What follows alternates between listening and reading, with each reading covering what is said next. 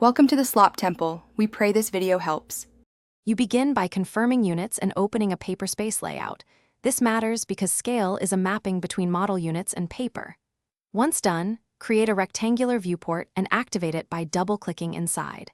Make sure annotation scaling is on. Set the annotation scale to the exact target like 150 or 100. You're not resizing geometry, you're defining how the model maps to the sheet. Next, prepare to set the viewport scale value directly, so objects read correctly on paper. You now set the viewport scale from the navigation/status bar or properties palette. Pick a standard scale so the viewport displays model space at the desired ratio. Then ensure text, dimensions, and blocks are annotative so they automatically match the annotation scale. Toggle annotative on objects when necessary. If a specific element must match a measured paper length, use scale with reference inside model space. Pick 2 points and enter the target distance to calibrate. You finish by locking the viewport so pan or zoom won't alter your set scale.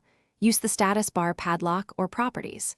When plotting, confirm plot scale is 1, and that you selected the correct layout with the preset viewport scale. This ensures printed output matches the sheet.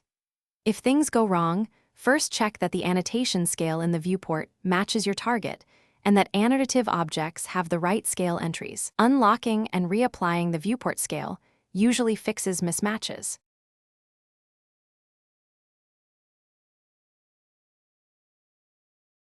Thanks for watching. Consider subscribing if we helped you.